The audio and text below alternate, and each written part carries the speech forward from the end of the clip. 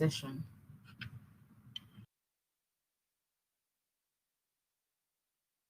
So good morning, and hope we had a wonderful morning and you're enjoying our day so far. For those who are new to our training today, my name is Barbara Kavugwe, the e-learning support at the e-campus of Maseno University, and attached to support the School of Business when it comes to e-learning. Yesterday, we had a good time where we had a chance to look at the learning management system. We looked at an overview of how to navigate the learning management system, how to access our courses from our dashboard. We're also able to look at how we are able to edit the content on our courses. So because that is what is required of us for the courses that have been allocated, we will be required to edit the content and as we upload our materials on the learning management system.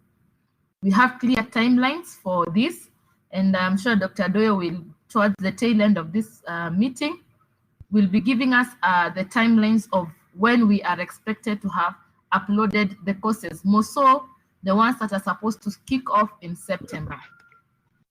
Now, we also shared the recording for yesterday's meeting.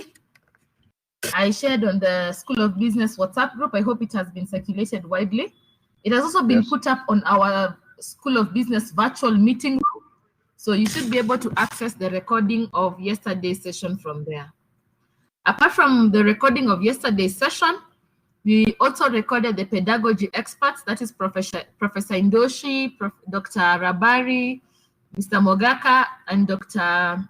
Kowino, as they were giving us an overview of the pedagogical issues that we need to consider as we are developing our online course.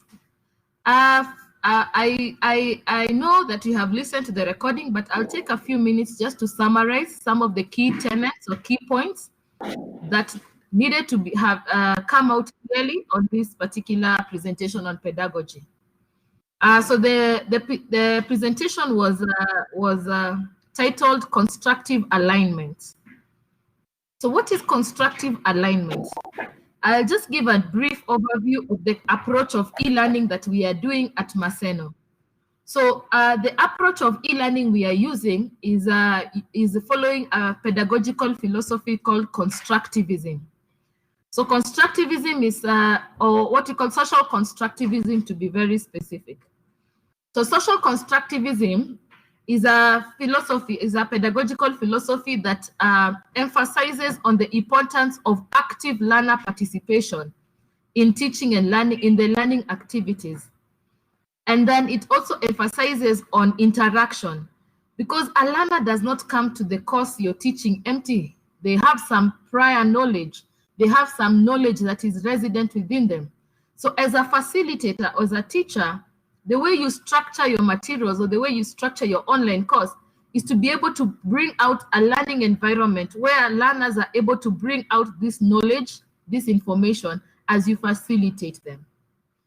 So when we look at the constructive alignment, we are looking at how we are going to align our content in terms of learning activities. So we are looking at creating, sorry, this should have been, let me just, this actually should have been learning outcomes.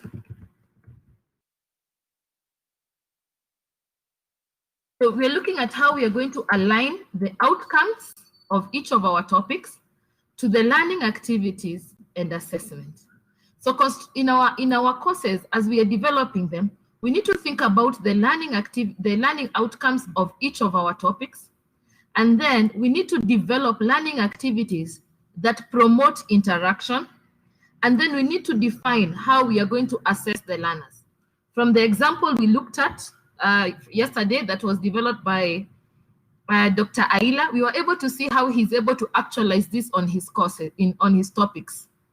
We were able to see the learning outcomes of each topic. Each topic had a set of learning activities, right? Those tasks that the students are supposed to undertake, and the learning activities were collaborative because he had given them some discussion tasks. Then we were able to see how he's going to assess the learners in each topic. So as you're developing your courses, make sure that the constructive alignment is well captured in the content or in the topics as you develop each topic. There should be learning outcomes, learning activities, and assessment. And the learning activities should promote interaction. So please try to use activities such as discussions, okay? Try to give group work where you want the students to work on a given task in groups. Remember, we said we have the capabilities of putting groups in your courses, more so for those who will be teaching very large classes. We want you to be able to monitor the learners closely. So the best way we are going to do this is you're going to create groups so that the students can have group discussions, group assignments, where they work on an activity as a group and submit one document as a group for you to grade. So the learning activities we develop should be collaborative in nature. So that is it about the constructive alignment. It is all about us aligning your learning outcomes, learning activities, and assessments, which is very, very important. So based on this, and based on the example we saw with Dr. Aila's course, and I'm sure when you listen to the recordings of yesterday session, you should be able to see what I am referring to when I'm referring to Dr. Aila's course that you were able to use during our demonstration. And then you can pick the best practice that we were able to see from the course and apply it as you're developing your online course. At that point, I want us to move to the core training of today, or the core concept which we are looking at today, which is the use of multimedia for teaching. The use of multimedia for teaching. Multimedia is a very important tool that we have to facilitate development of good quality content. In this era where we have devices that easily share video resources, on the WhatsApp, we keep getting forwards where people forward for us short video clips, funny clips, educational clips. It tells you that devices that we use today can be able to manage the sharing and viewing of multimedia resources very easily. The other concept is that most learners we have are visual learners. Visual learners are learners who learn best by seeing something. So your courses may be good, your notes will be good, are good, we don't refute that. But we must ask ourselves, how can I add value to my resources that I'm sharing to my learners so that they're able to learn better? Keeping in mind that our learners are visual learners. When they see something, when they hear something, they're able to comprehend it better. Okay, Samson is saying my audio is not clear. Is any other person who's not getting me clearly? I hope you're all able to get clearly. You can just post on the message in case your audio is not clear. Okay, Beatrice is also saying my audio is not clear.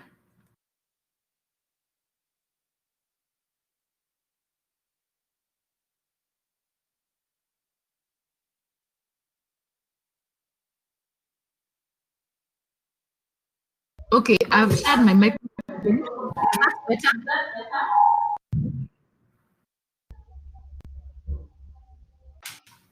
Okay, Dr. Kanan is also saying the audio is not clear. Any other person is not getting clearly?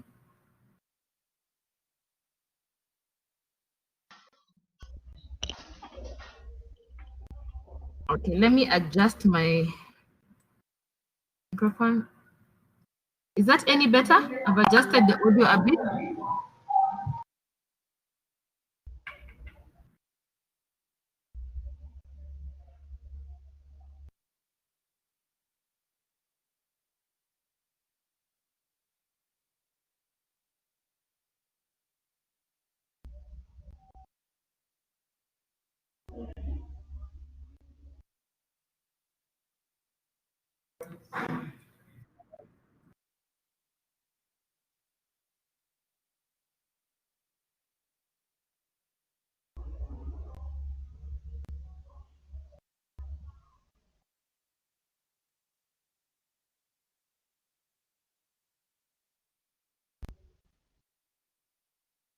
Okay, so Samson is saying you're getting me better.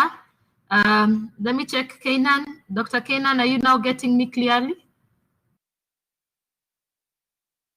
Abeka is saying the audio is clear on his end. I want us all to be okay. Beatrice has confirmed that it is now clear.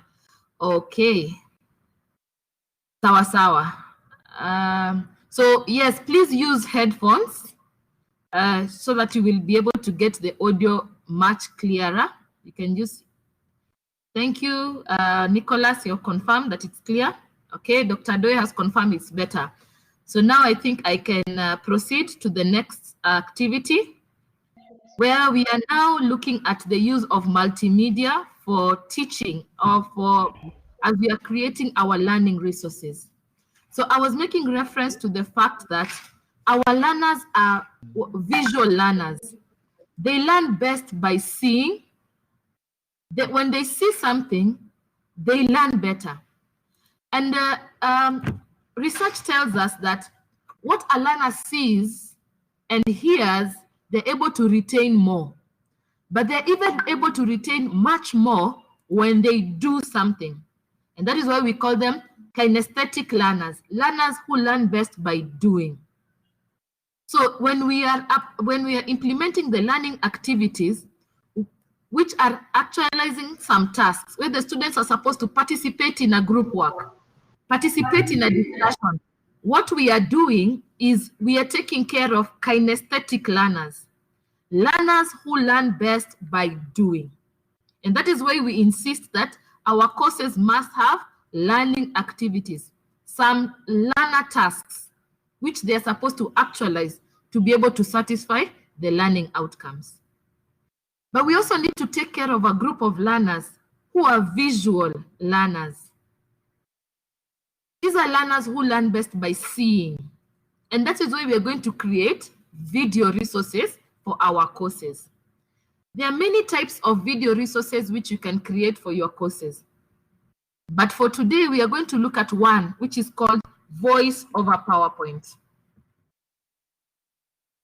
I know in our lectures, during our physical lectures, sometimes we project a PowerPoint slide, or we project a PowerPoint in class, and we speak over the PowerPoint. We explain the points in that PowerPoint slide.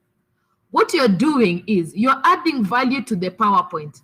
If you give the learner the PowerPoint slide as they are, they may not be able to understand a lot of what that slide entails.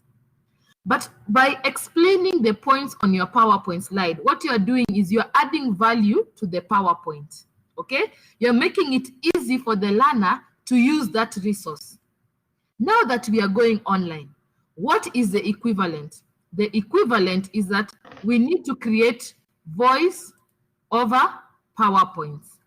So for our topics, we can be able to create voice over PowerPoints and attach the PowerPoint slide, so that when a student comes to a topic, we saw like in one topic, Dr. Ila had given a task where the student is supposed to watch a video. So that video can be a voice over PowerPoint you have created. So in that voice over PowerPoint, you will give an overview of the topic. You will explain certain concepts as the learner is able to view the slides. So they'll be able to listen to you explain the points on the slide. After they have participated in that activity of watching and of viewing or listening to your voice over PowerPoint, you can now proceed to give them an activity. You will find that the learners it will be easier for them to do an activity after having listened to your voice over PowerPoint, explaining the concepts of that topic. So what we are doing is we're going to be making learning easier for the students by providing such a resource. If you just gave the learner the PowerPoint slide and attached it there, the learner may read through the PowerPoint slides. But remember, our learners are of different abilities, right? Our learners have different abilities. So you might find one learner is able to capture and understand the concepts in the slide, but the others will be struggling. So we need to create equity in our courses so that the learners are able to follow through the same. So that's why we need the voice over PowerPoint. The other kind of video that you can create is what we call talking head. Talking head. So what is a talking head? So you may not, sometimes you can record yourself explaining. So you can be seated, like we see Dr. Momanyi is seated somewhere in his home, and he can put his camera. There's something called a tripod stand. I'm going to show the tripod stand. So there's a small device you can buy. It's called a tripod stand. Let me just show you the image of a tripod stand. You can buy a tripod stand, and then you put your mobile phone on that tripod stand while you're seated in front of your table, and you can record yourself with your phone. Just make sure that the lighting in your room is okay, and then you're able to record yourself. You can record yourself for 10 minutes explaining something to the students. So that is what we call a talking head. Talking head is when you record yourself as you are explaining a concept. So for this, you don't need very high-end equipment. With a simple smartphone and a tripod stand, which costs on Jumia something like around from 500 shillings, you're able to buy a tripod stand, put it on your table, and then you're able to record yourself, right? So that is what we call a talking head. A talking head is also a video you can record in an environment. For example, you can be in class teaching on the board, explaining something, and someone can record you while you're explaining that concept. For example, Dr. Oima, who's teaching accounting, you can be able to, there's a digital blackboard you can use, a tablet you can use. Alternatively, what is the alternative? So if I'm teaching that concept in economics, I'm teaching that concept in accounting, I can stand on a board and have somebody record me as I explain a concept, right? So that is another approach you can take. So if there are those topics, you want to make it easy for the learner to be able to follow the learning, right? So there are topics where you need to work out. You need to show how a concept is illustrated. So you can use the talking head. So the talking head can either be you are recorded. I'm sure you're able to see the tripod stand. This one on Jumia goes for around 500 shillings to 700 shillings. You can be able to get this. So you can put it on top of a table, sit as Dr. Momanyi is seated, and record yourself for some, not more than 10 minutes, because we don't want very heavy videos. You can record short videos of between 5 to 10 minutes. And if the topic is very long, you can have 3 or 4 recordings, which are systematic. So the learner will watch the first video, do a learning activity, then move to the second video, then do a learning activity, then move to the third video in your topic, then do a learning activity. So you will need to break it down, what we call micro learning. So these are small tools that you can buy, right? And you're able to record yourself, okay? While you're teaching or explaining or create a recorded lecture session. So the other talking head I was referring to is for people like Dr. Oima, people like Wayonga, who are in accounting, economics, right? Dr. Nyongesa. So you are able to, get someone to record you as you are working out something on the board. For those who are interested, we can come to the eCampus and we will be able to record you, right? We can be able to record that example. We also have a digital board which we can use to record. Yeah, it's called a Wacom tablet. I'm going to show you the picture. So there is also a digital board which you can connect to your computer, and then you're able to write on that digital board. As you're writing on the digital board, the computer will be capturing your audio and your hand movements. So for those who are teaching economics,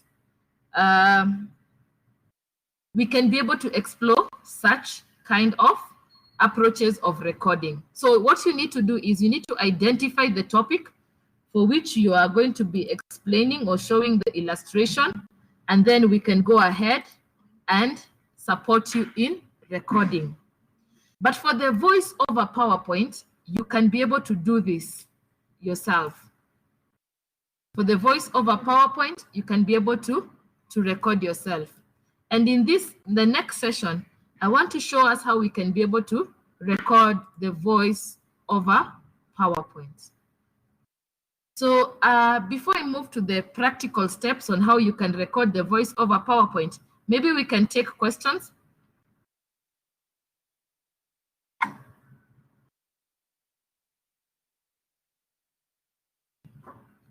We can take questions before we move to the practically how we record the voice over PowerPoint. Any questions?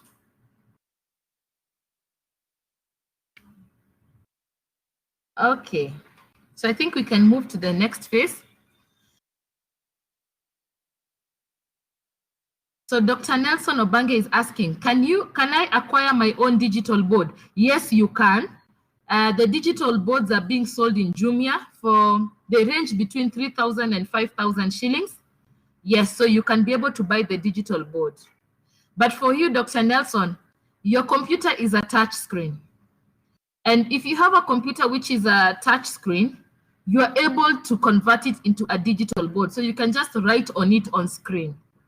Yeah, so for those who have touch screen computers, like I know Dr. Obange's computer is a touch screen, it can also be converted into a digital board where you simply can be able to work out your illustrations on the computer as you record. So it is possible.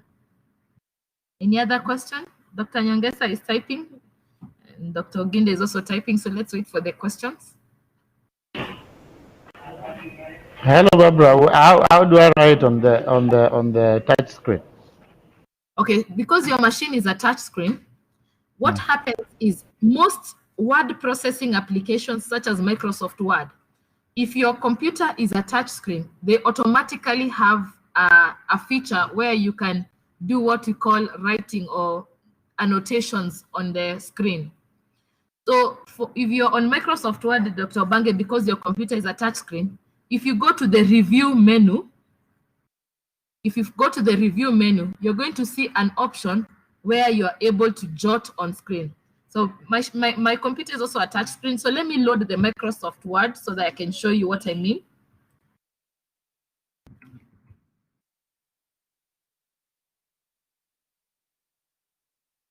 So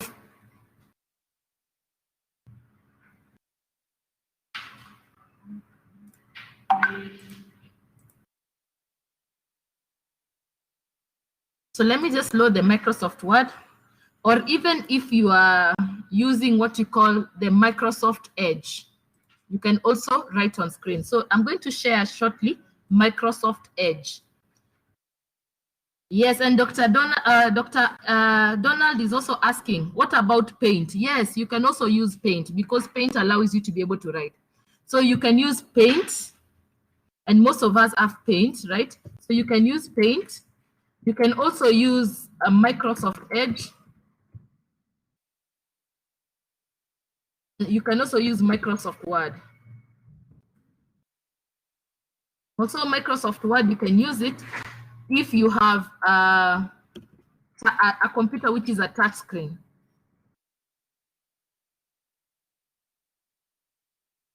So you can use Paint, as Dr. Donald has indicated. You can use Microsoft Edge, and you can also use Microsoft Word.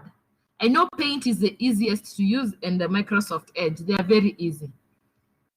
So if you have a touch screen computer, you can just simply write on screen. But if your computer is not a touch screen, then you can attach that tablet, which goes for about 3,000 to 5,000 shillings on Jumia, and then you will be able to write on screen. Okay. So let me share the screen of Microsoft Edge so that we can see how it's done.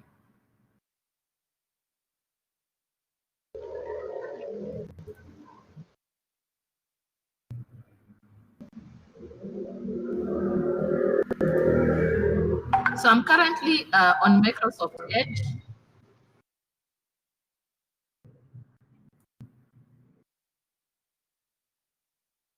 So I've currently loaded Microsoft Edge.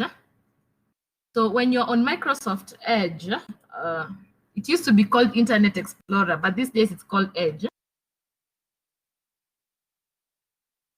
They changed the name to Edge. So it's no longer called Microsoft Internet Explorer. It's called Edge.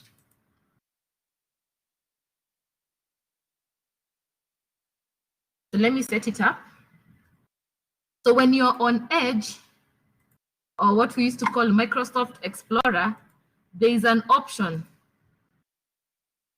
of what we call inking. It's usually on the top right corner. Let me just navigate there.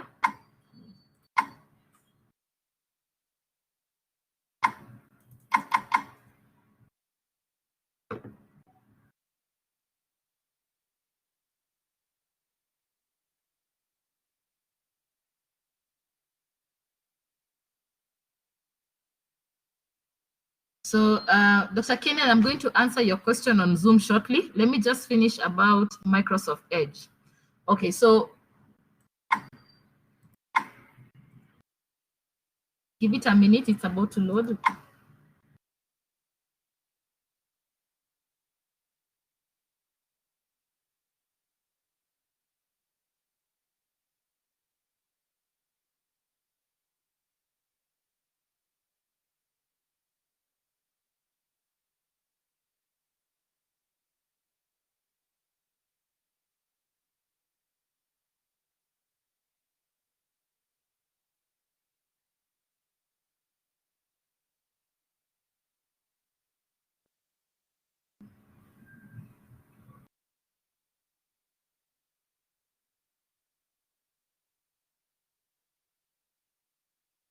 Okay.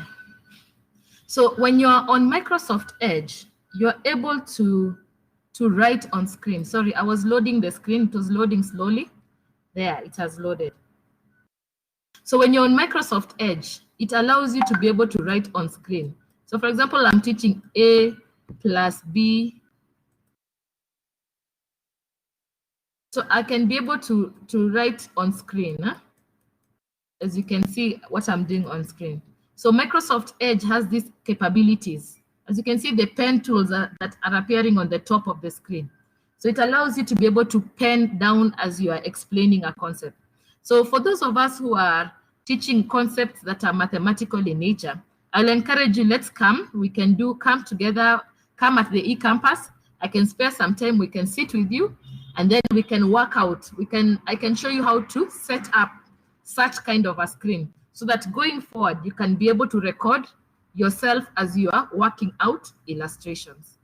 So I've said you can use Microsoft Edge, you can use Paint, you can, and yes, Dr. Ntongai, you're right, you can also use PowerPoint. You can also put notes onto PowerPoint as you are explaining. You can also, so it also has the annotation. So you can add annotations on your PowerPoint as you're explaining. Also, Ntonga is asking, must you convert all your notes to PowerPoint for you to use voice over PowerPoint? You must prepare a PowerPoint for you to use voice over PowerPoint. So a PowerPoint is just taking points, key points from your notes, and then you record your voice over them, explaining the key points.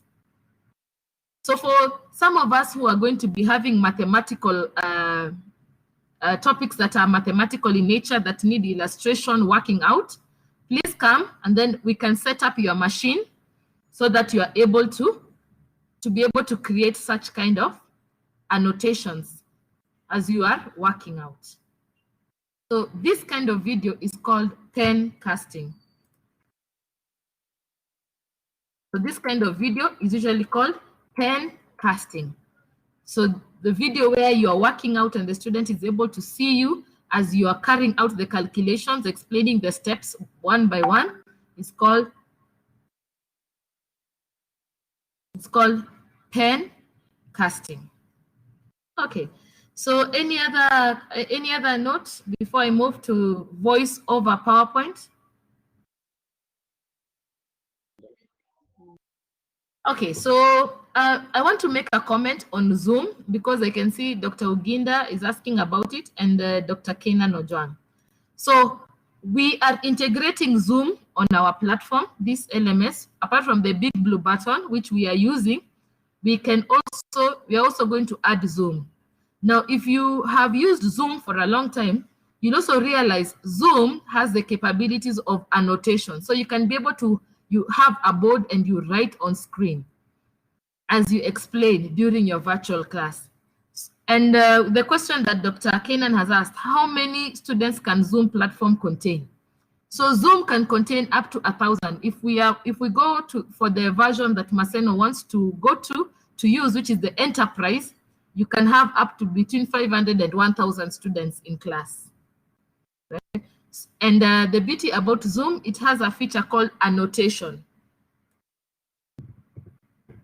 So if you are going to be teaching using Zoom, you can be able to carry out such kind of illustrations or work out as you do your live class. And please note, for those who have very large classes and you have illustrations, when we will have integrated Zoom, my director tells me that university has given the go-ahead, procurement is working on it. We can come and we can show you how you can be able to do this. You can be able to do annotations as you are explaining your concept, as well as recording your class. And remember, those recorded sessions can be repurposed. Repurposed means you can use them again for teaching in the future. So once you have done a lesson and you find that that lesson, you recorded it and it was very good, just like we did yesterday, we recorded our session. So anybody who missed out can always come and watch the sessions again. So also that is part of creating multimedia content for e-learning. After you've had a live session, you can record it, then you can edit it a bit, then you can reuse it in the future for the classes. Okay, so that is also part of developing multimedia resources for teaching. Okay, so now I want to introduce us to a software called OBS Studio. OBS Studio is a software that you can use for creating voice over PowerPoints. It's called OBS Studio. So on the chat, I'm going to share the link to where you can download the OBS Studio. So I'm sharing on the chat room, the link to an open source software called OBS.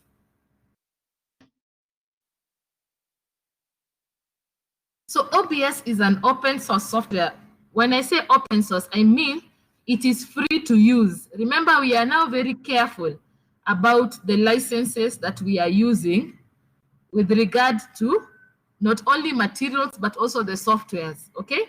So OBS is a free software that is used to record. You can use OBS to record voice over PowerPoint. So let me just copy the link and share it. So you can copy, you can click on the link. I've shared it in the chat. So the OBS software is a free open source software you can use when you want to create voice over PowerPoint. It is a very simple software to use, and I'm going to illustrate how it works shortly. But I'll talk about how to install it. The beauty about this software is that you can use it if you're using Windows operating system, you're using Mac, or you're using Linux. It can be used across all operating systems, okay? So if you're using Windows operating system, you will simply need to click on Windows, and then the installer will download on your computer. Once the installer downloads, you can install it, okay? So for what I need you to do is just save this link I have shared in the chat. You can copy it and paste it somewhere, and then you will download the installer for OBS on your computer. So once you have downloaded the installer and you have installed it, and for those who will be facing challenges, please come to my desk. I will be able to help you with installing and configuring it, okay? Yeah, so you just come. I'll be there with Sally and Beatrice, and we will be able to help you install and configure. So for this video, I just want us to see how we can go about it, and then we will offer the one-on-one support for each one of you as you walk into our office. So once you have downloaded from this link, obsproject.com, you need to install it. So if you're running Mac, I know my friend Dr. Kenan Ojwang and Dr. Carolo, you guys are Mac OS users. So you'll use link number 2, which is written Mac OS. For some of us who are using Windows, please click on the button written Windows to download the appropriate installer. And for some of us who are running the Linux operating system, which I know there are not many, you can create this link. So Dr. Kenan, what I'm saying is you and Carol, because I know you're using the Mac OS. So to download the installer, you will click the middle one, the one which is written Mac OS 10.13. Yeah, so Mac people, you know where you're supposed to click. For the us who are Windows people, you're supposed to click button number 1. Okay, so download the installer and then install it on your computer. Once you've installed it on the computer, you need to launch it. You need to open it. So I'm going to share how the OBS window looks like.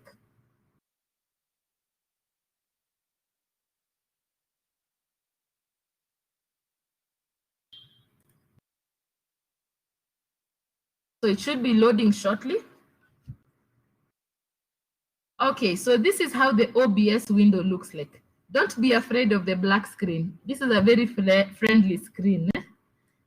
So when you want to start to record your voice over PowerPoint, you need to set up the OBS to record your PowerPoint. So how do you start setting up? The first thing you need to do is you come here where it is written sources. I hope you can all see where my mouse is. This where it is written sources. So under sources, there is a plus sign down there.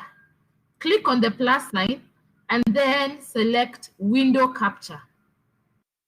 Click OK. Then select your PowerPoint. At this point, you must have your PowerPoint somewhere. You must have it loaded, right? So let me open my PowerPoint. Sorry, I had not. Let me cancel this. Let me open my PowerPoint first. So my PowerPoint was on the desktop.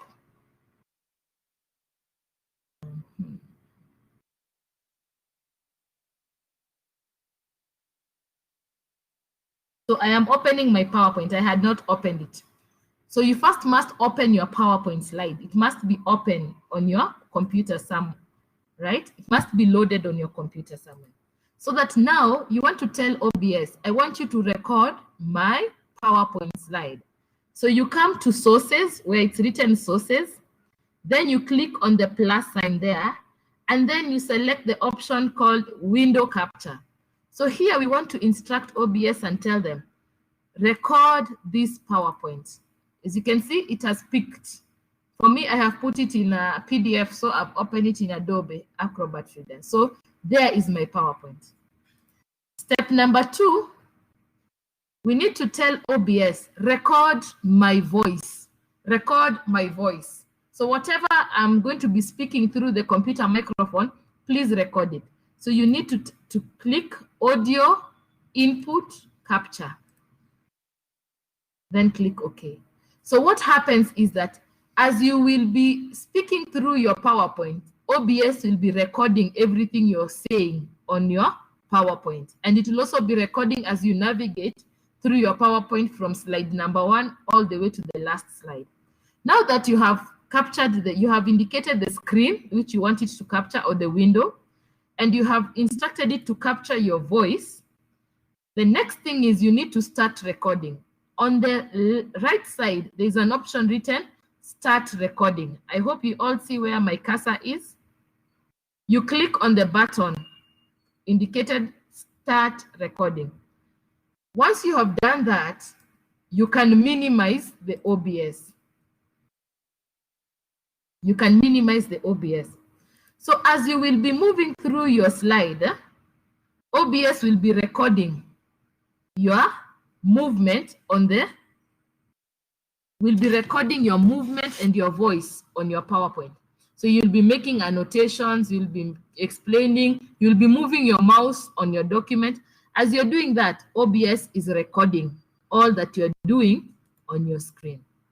So I'm going to share my PowerPoint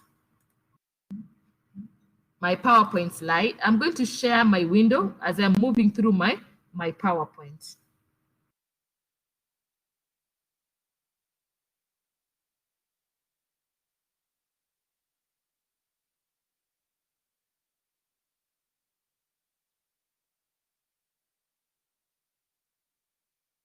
So give me a minute as I set up, as I move to the new.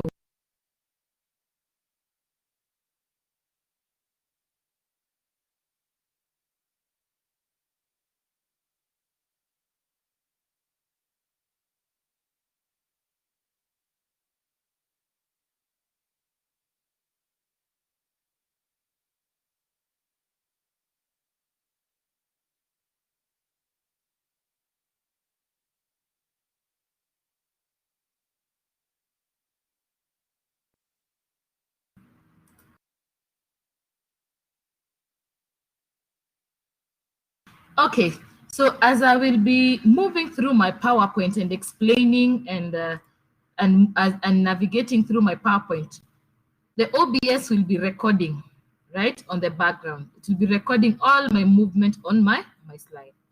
So as soon as I'm done,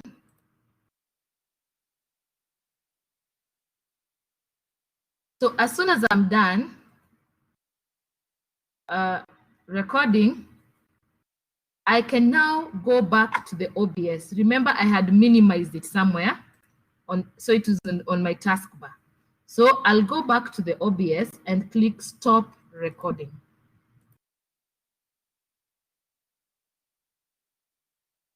So I'll click Stop Recording. So now I want to see my recording. Remember, as I was moving through my PowerPoint slide, OBS was recording my voice as I navigate through the PowerPoint. So now it's time for me to view my recording. Okay, it's time for me to view my recording. So what I do is I come back to the OBS. I'm back to the OBS. I come to File menu. Yes, Dr. Kane, and it's called Open Broadcaster Software. Thank you. So you come to File, and then you click on the option Show Recordings. So it will take you to the place whereby it has saved your recordings. So let us play the recording that I have just recorded right now. Button indicated Start Recording. Once you have done that, you can minimize the OBS. You can minimize the OBS. So as you will be moving through your slide, OBS will be recording your movement will be recording your movement and your voice on your PowerPoint. So you'll be making annotations, you'll be explaining, you'll be moving your mouse on your document. As you're doing that, OBS is recording all that you're doing on your screen. So I'm going to share my PowerPoint slide. I'm going to share my window as I'm moving through my PowerPoint.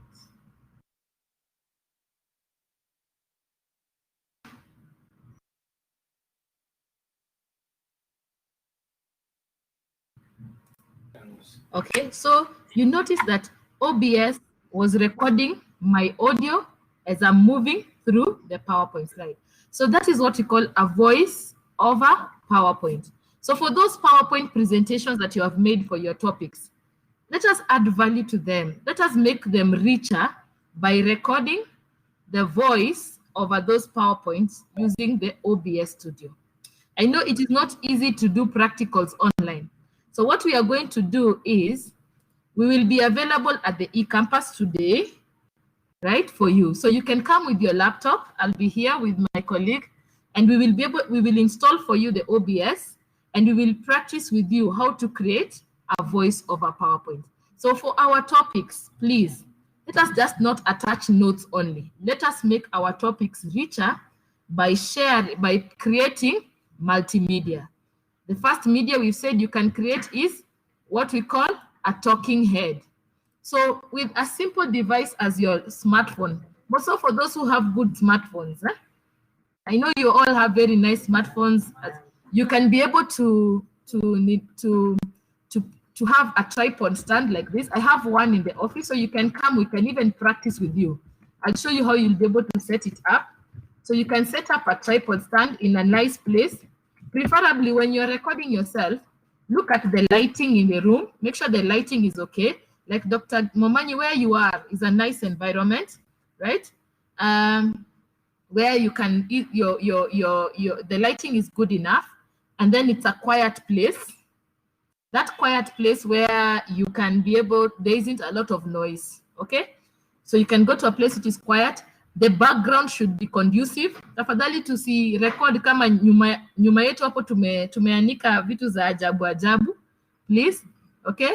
So make sure that it's I'm making reference to you, Dr. Momanyi, because we can see your background is okay. You can see a nice curtain. The color of the wall is not bad. So just make sure that you're in a nice environment, okay? Then you can put your phone there on a tripod stand. We call it a tripod stand. I've shown you the picture. And then you can start recording yourself using your phone. Once you've recorded yourself using your phone, you can now extract it from your phone. And then you can be able to, you can give it to us so that you can edit it kidogo. Once you've edited it kidogo, just count out to the sections, because the joke ukianza maybe utakuwa unaenda kufinya button ya kujirecord, alafu kimalizia utakuwa unaenda, so we may need to click off those sections, and then we can attach it to your course or to your topic as one of your resources. The other one is, as we have seen, you can record a voice over PowerPoint using the simple software, the OBS, Open Broadcaster Software. Thank you, Dr. Ntongai, for that. OBS stands for Open Broadcaster Software. So you can record your voice over PowerPoint, so that you make your PowerPoints richer. For those who are doing illustrations, Dr. Mule, Dr. Ila is in human resource. Who else do you know is doing quantitatives? Yes, Kobiero, I know you'll be doing quite a lot of quantitatives on economics, right? Masibai. So for us, we are going to use the annotation software, okay? We can use the Microsoft Edge. We can use Paint, yeah? And then we can record our audio as we are explaining illustrations. So this time we are taking the game to a new level. School of Business, we have always been the best, and this is not going to be different. Our resources are going to be the best. So let's step up our game. I'll be here to support you. Come walk in with your laptop. We will be able to set up all the necessary softwares for you to be able to record.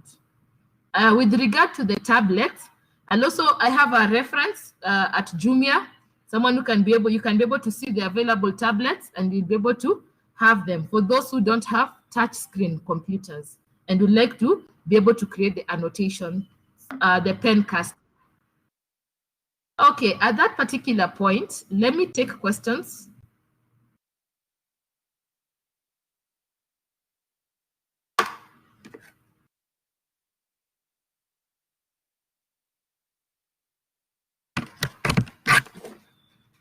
Yes, any questions?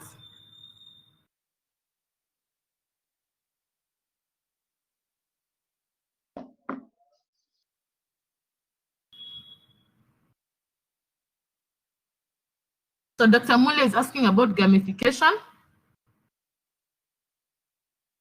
Okay.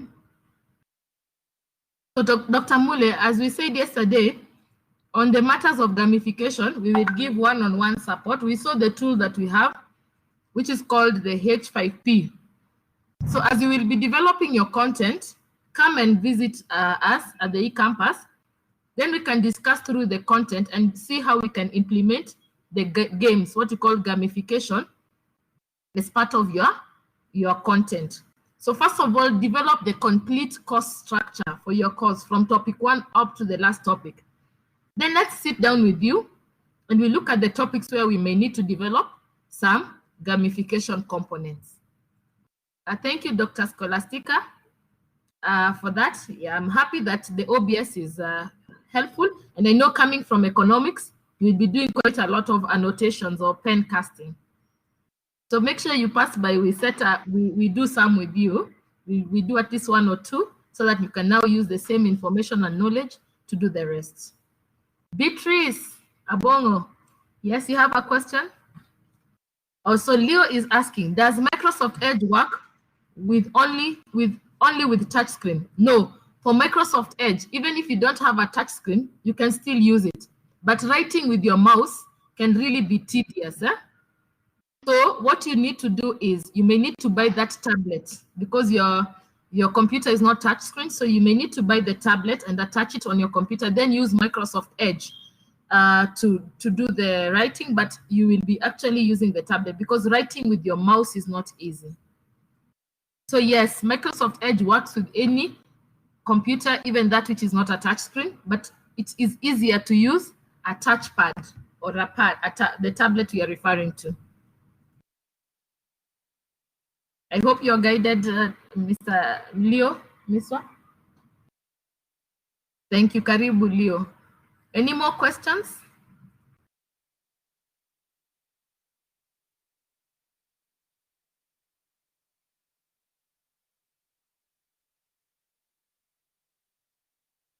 Samson Tongai is typing. I can also see Dr. Uginda is also typing. Okay, so I'll wait for your questions.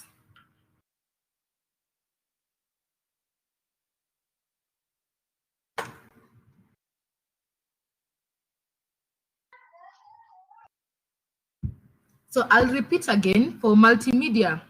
Don't be apprehensive. We will be at hand to offer that support. So come with your laptop. Tell us the kind of media you want to develop. Is it a voiceover? We will help you install the OBS, and then we can do illustrations with you. Dr. Uginda is asking, can I use a laptop without a webcam for video recording? Without a webcam? No, it's impossible to do. Or did you mean, can I use a laptop with a webcam for video recording? Yes, you can. So you can use your webcam on your laptop to record yourself, right? So if your phone is not, kama uko na mulika mwizi, of course you may not be able to record yourself with your phone. So you can use your webcam on your laptop to record yourself. So come over and we are going to show you how to go about that.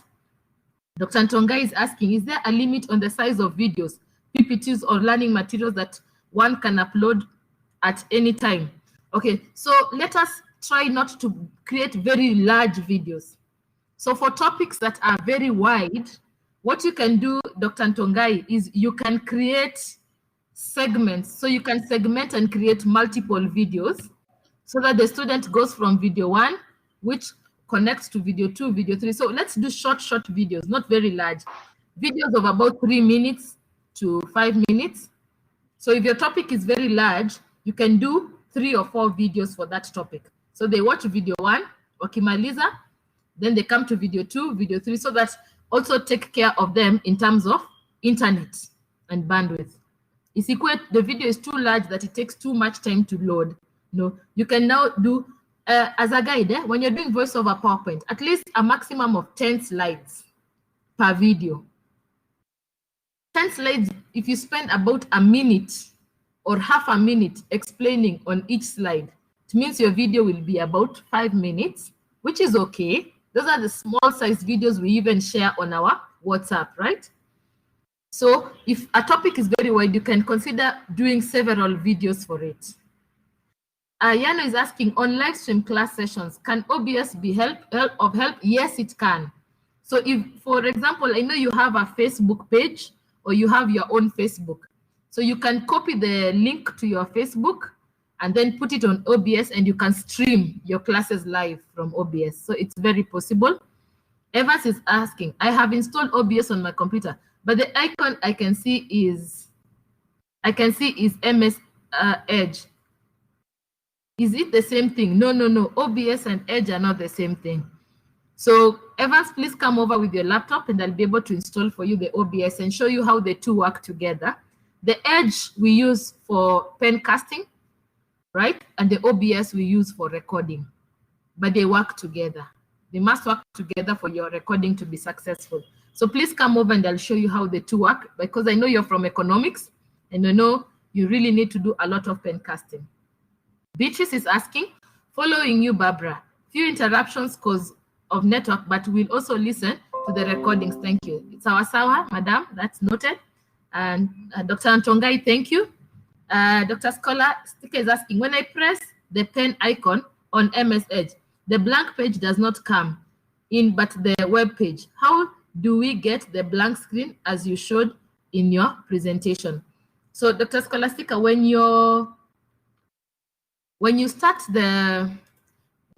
one of the tricks you can do, because Edge also opens PDF, so you can go to Microsoft Word and then you can save empty pages or empty documents or blank documents and save them as PDF. Then open those documents in Edge. Then you'll be able to have a blank screen. That's what I usually do. So come over and I'll show you how that is done. Huh? I know if I show you one or two, you'll be able to pick it up from there. Is your computer a touch screen, or will you need a tablet attached to your computer? So maybe you may need to tell me that, Dr. Scholastica, then we'll be able to help you so that you can be able to create your pencasts. Okay, so Chesang is asking, noted on the part of videos and slides. Thank you. Karibu Jacob. So I hope to be seeing a lot of voice over PowerPoints from you.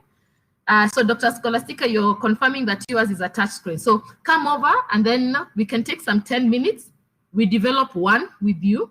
Then I know from that experience, you'll be able to develop the rest. Any more questions?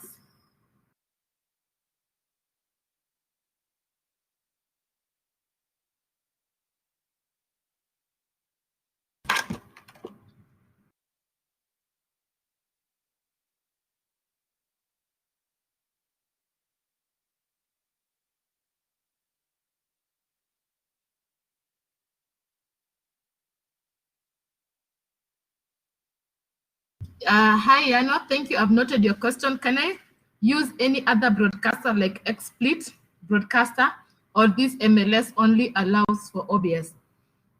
You can use any application that allows you to be able to broadcast or to live stream. And also most applications that allow you to live stream also allow you to be able to record. So if they have the same capabilities of being able to record as well as stream, then it's okay, you can use them. But what is of interest to us, that's why we are proposing for OBS, is because it is open source. So there is no financial implication to the user. It is free to use. And then it doesn't come, you know, some of these softwares which are not free, they will come embedded with the name of the application, so that you can only pay for the name of the application to be removed from your videos. So we want to avoid that as much as possible. And then on matters branding, when you're recording, please let us use the PowerPoint template we gave you. Remember the eCampus PowerPoint template? Remember, we are also selling our institution, okay? We want it to be of no doubt that these particular videos are for Maseno University. So please, when you're recording your voice over PowerPoint, use the PowerPoint template that we shared. Thank you. Any more questions?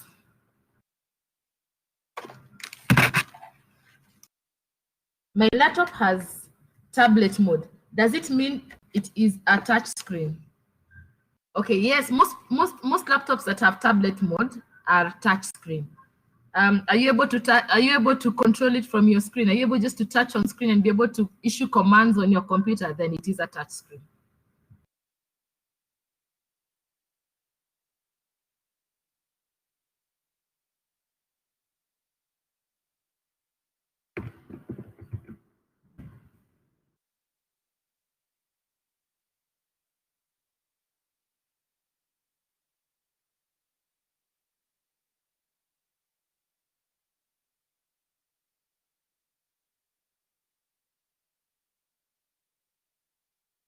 So it means, Leo, your computer can be detached from the keyboard, right? And it activates the tablet mode. Then, yeah. So any more questions?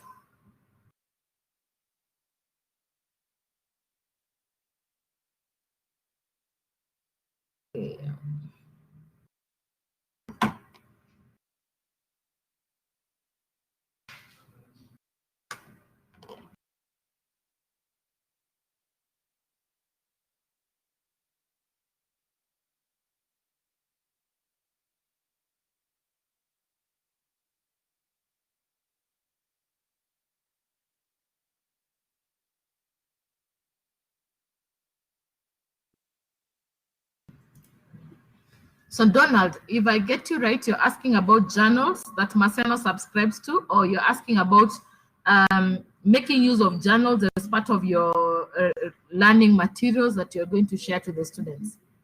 So this one, you will be guided by our e-librarian.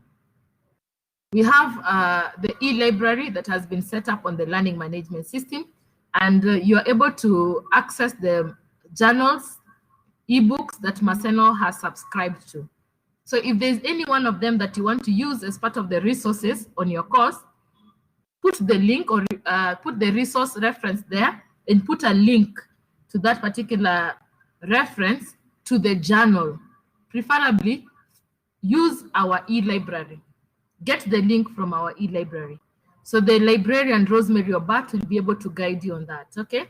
To access, so that you're able to get the links that you want, the links to the journal articles that you want to use as part of your teaching and learning resources for your course. So as much as possible, we want to encourage the students to be accessing the e-library as much as possible. So if you can be providing the links to those particular journals through the e-library, then that will really be helpful.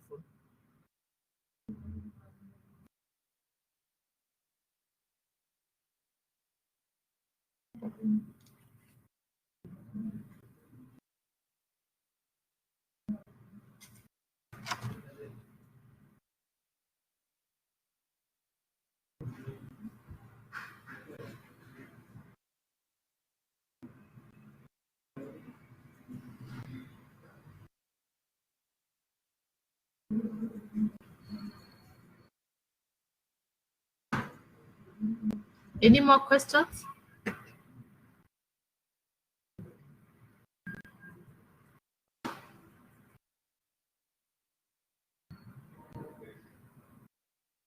Dr. Bange, kindly prepare to share with members lists of units to be offered by September.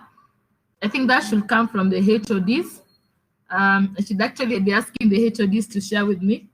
Although I know you shared the entire catalog of courses, but we may need to prioritize the September ones. Huh? So maybe the HODs can share that with us.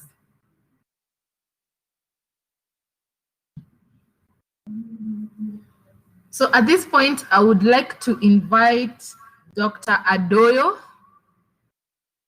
to guide us on the next step, because this is the final day of our training.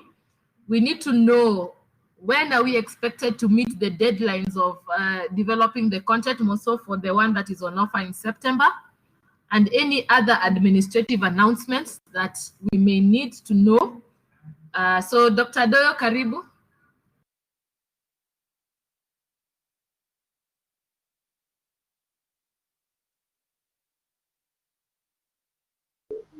Hello? Hello? Hello, Barbara. Hello, Barbara. Hello.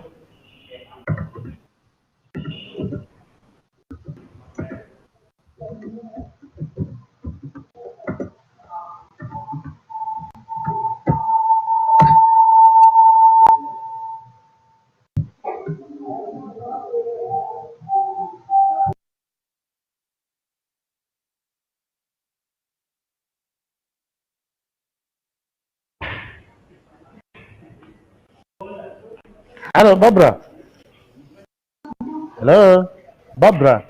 Yes, let me just set up Dr. Adoyo's audio, then he can pick it up. Huh? Let me just But set him up. I have something I wanted you to clarify. Yes, please. There are these courses which we offer on modular system. Yes. At the e-learning. So you find that while we could be thinking that we have what is offered in second semester, you have some courses which are overlapping at the e-campus. That's why I'd have requested that you could identify such cases for us to start working on them early. Okay, I'll allow Dr. Doyle to highlight on that, on the Okay. modular courses which overlap. So Dr. Doyle is here, so he'll be able to answer the questions.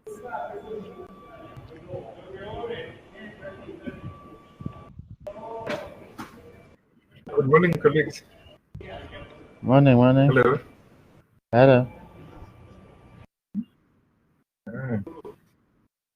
Daktari. Tuko sawa, Hello. endelea. Tuko sawa, just talk, Daktari. Yeah, you were asking some question. Yeah, my concern, Yes, please. my concern is on the modular courses. Mm-hmm. We have some courses which are overlapping at the e-campus. Yes. I wish you could isolate them and share with us so that we get to know them in advance and prepare without wasting time and maybe probably coming at a crash moment. That is for the May-August session. There is May, August, and then we are starting September. There are students in May, August who might join the September also. Yeah. What we will share with you the list of units to be offered during the September, December session. Yes. Remember, we didn't have exams in April, so Yes. those units that were on offer during the January, April session are still open, and we registered new students with those units. So for those units, because exams were prepared, we don't have to prepare new exams. We'll only prepare new exams for those units that were not on offer during the January, April session. And like for your department, I think I shared the list with you yesterday. Check your email. Okay. Yeah. Any other issue? No, that is clear. I've got it right. Okay. Dr. Bablo. Dr. Doyo, I have a question, or even to Barbara. We have different, in economics, we offer courses at main campus and courses at the e-learning. Yes. And now there are already courses which have been developed, which are being done by BBA. Exactly. And now, let's say I've been allocated that unit to develop a course in the e-learning. So when we run this program, should you say that each program has its own parallel course content and delivery, so that we cannot have them an interplay where both the, let's say for example, AEC 101 running on the e-learning platform, all of us are going to e-learning. So economics group, which is in main campus, may be in the same thing. So will we use the same course content, or they can overlap, meaning that different lecturers can develop the course in the same platform? For units like BEC 111, it's already in this platform. I don't think you need to develop another course for that. Yeah. But let me, my observation, Dr. Doyo. Yes, please. My observation, this, for example, BEC 111, yes, was developed almost about 6-7 years ago. In 2011. In 2011. I was looking at the content and I'm looking at what we have gone through in our current training. Yes. That there is need for us to get back to what was developed, and probably relook at it and add more value. I think the first time it was developed, it's not as customized as what we have been trained on now. You're very right. And that is why I think a bit of review, a bit of editing, and a bit of referencing new resource materials should be added. Sure. Yeah. So we don't develop a unit, another course for BEC 111, but you need to review the content including the references and other materials that will aid the learners. Yeah.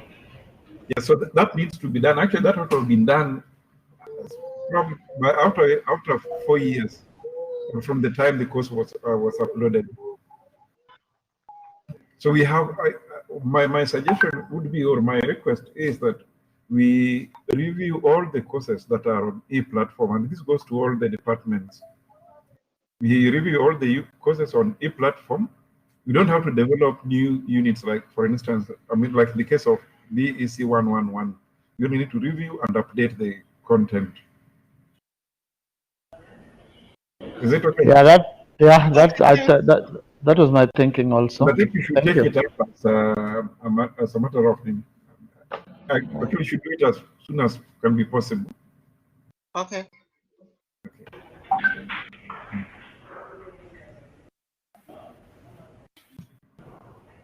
Are we okay? Now, for Dr. Bange. Yes.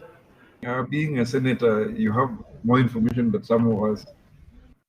What would be the timeline for these new units that are coming up?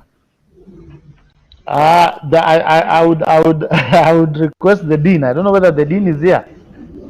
The dean had logged in. I don't know if they're still around. Dr. Nyongesa? I think he has walked out. Yeah, what is our timeline? We are expecting this to be in September. Yeah. And we are now in almost late July. July, end of election. So literally, we are talking about 15th of August or 20th of August. That would be ideal. 15th of August, thereabout, because we have a number of, so many courses. But given that we now have, we've now learned a lot how to develop courses online. We would request the lecturers to do everything possible so that what remains for the 18th technical team to do is just to upload the units on the e-platform.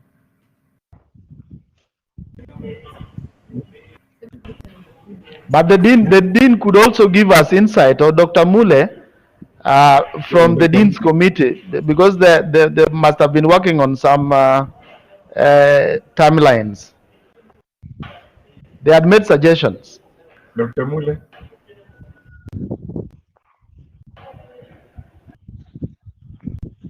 Dr. Mule is disappeared. Yeah, thank you, colleagues. I think when we met with the LS, when we met with the dean and the CODs and LSS training, we agreed that the deadline should be 15th of August. Okay. To work, but I know the Senate or the Dean's Committee deadline could be a day ahead or a week ahead.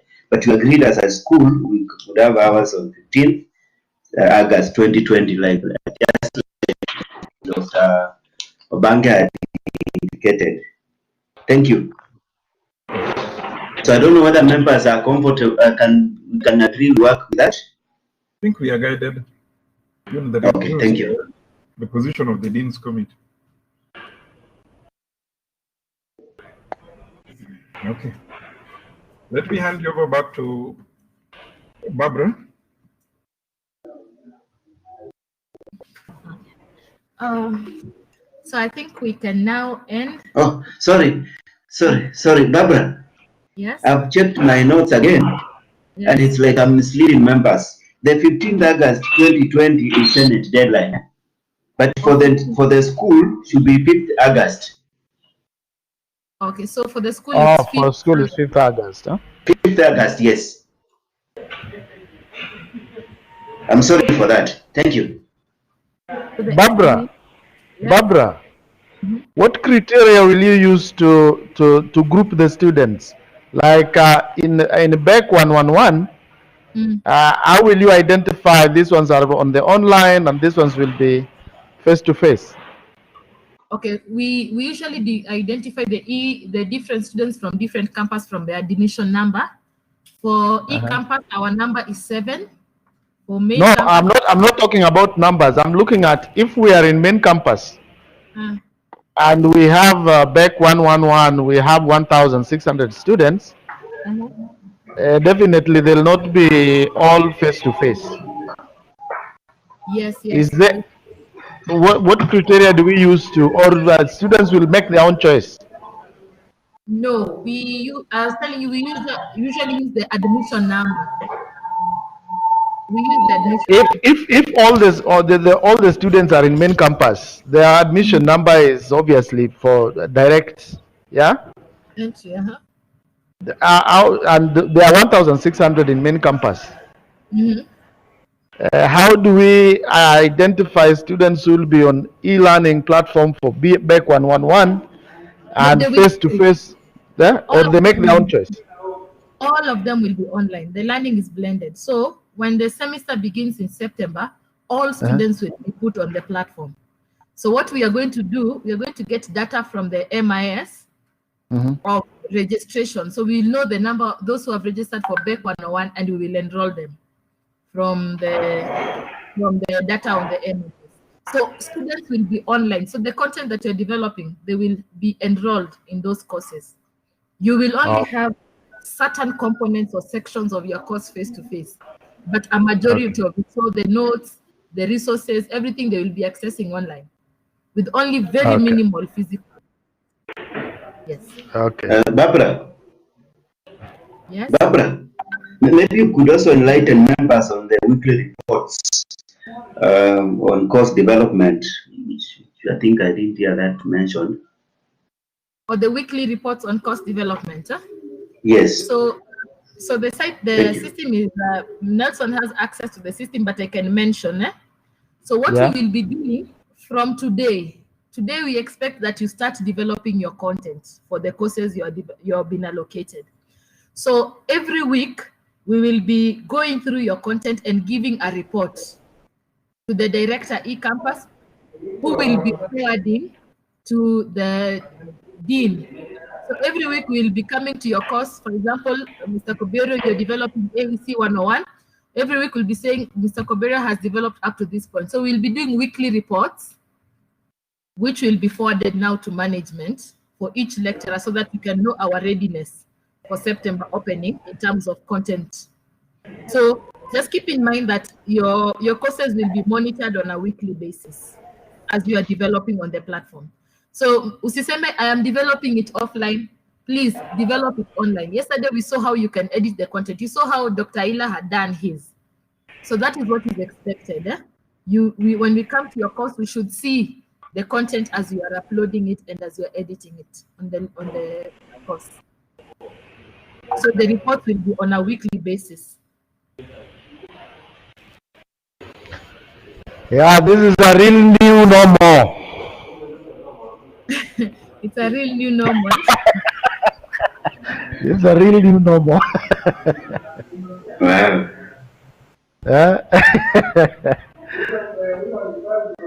Barbara. Also, this is saying, yes, it's courses, not programs. So it's courses. The courses we are developing. Yes. Barbara, question. Yes. Let's take, for example, within when the semester had started, and you feel as a lecturer that you have found a new content that you need to add into the course that have already been developed. Is there a chance to reintroduce something new to the system? Yes. You can change the content as often as you need be. That is what we call adaptive learning. Adaptive learning is when you change content, because now you're going to develop the alpha content, right? You have developed all the topics and the notes. When the students come on board, you realize they have new challenges that you may need to adapt or modify the content. So the content development is not ending at such, but at fifth, you want to see a complete course, but you will continue to modify it as you continue to teach.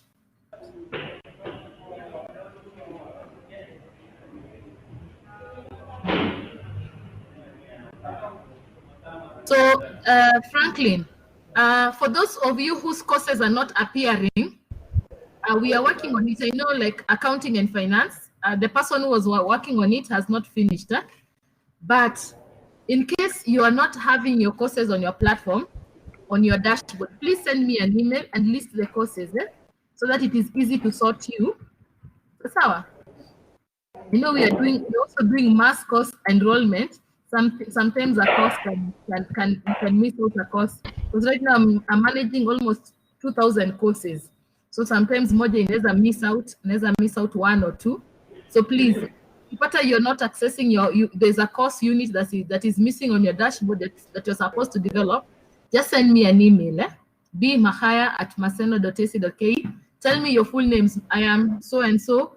I'm supposed to be developing the following courses and they are missing. My department is this. Because what in handle, so you make sure you give accurate information. Just don't tell me, hey, I'm Odayo. Hey, now Odayos are many on the system. Just tell me I'm Odayo Franklin Onyango, developing content for School of Business, Department of this, and these are the units that are missing. That's how Franklin. So I have typed my email.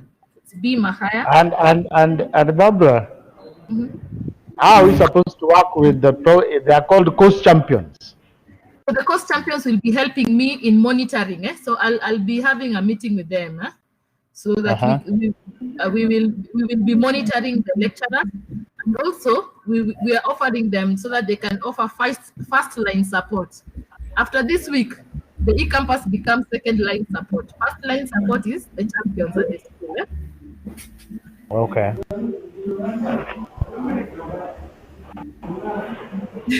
But Dayo, are you sure? It's okay. So please send me an email. Daniel Mayonga, what is it?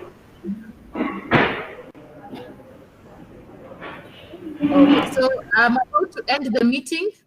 I hope so that nikiend meeting kusikwe na mtu hajafungua moyo tafadhali. So I'm about to end the meeting and you will all be exited shortly, okay? So thank you for participating in today's meeting. I am hoping to see people come so that we can polish up on the multimedia recording, okay? Dr. Scholar, so that we can see how we can work things out. Okay? Thank you so much. Thank you, Barbara. Thank you. Okay.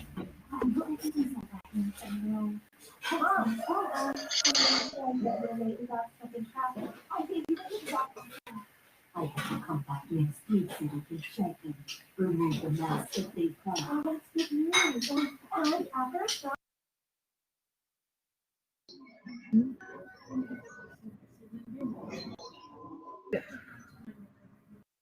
Nini cable? Unitumia cable?